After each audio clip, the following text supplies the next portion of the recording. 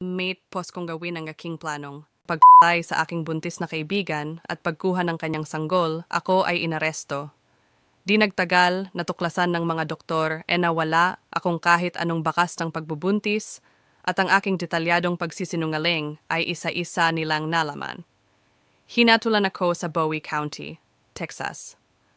Ang hurado ay nagdeliberate ng halos 1 oras bago ako napadunayang nagkasala ng pagpatay sa 21 taong gulang na si Reagan Michelle Simmons Hancock at sa pagkidnap sa kanyang anak na babae na kinuha ko mula sa kanyang sinapupunan at kalaunan ay namatay. Nagsimula ang paghahatol ng aking parusa noong 12 ng Oktubre. Hiniling ng mga taga-usig ang parusang kamatayan pero parusang habambuhay na pagkakakulong ng walang parol ang sa mga hurado. Ngunit pagkatapos ng halos 1 oras at kalahati ng pag-usig, nagpasya na ang hurado ng hatol para sa akin. Ako ay hinatulan ng kamatayan para sa pagpatay kay Reagan at para sa puwersahang pagkuha ng kanyang hindi pa isinisilang na sanggol na si Braxlyn Sage Hancock mula sa kanyang sinapupunan.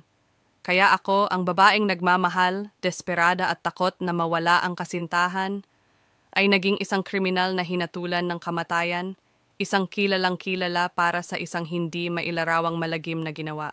Kung gusto mong makarinig ng higit pang mga kwentong hindi ka panipaniwala at nakakatakot gaya ng mga ito, huwag kalimutang i-follow ako para wala kang makaligtaan.